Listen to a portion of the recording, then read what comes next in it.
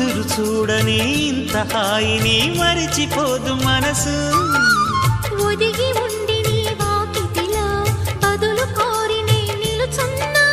దారి తెలియని చీకటిలో వెలుగు చూసి కాదంటానా. ఊరించి ఇది ఏ మాసం? ప్రేమించే ప్రతి గుండెను అందెల సందడి చేసే హేమంతం ఇది. మన సొంతం అయినది. కిలకిల నవ్వే కోయిల కోసం వచ్చింది మధుమాసం. మిలమిల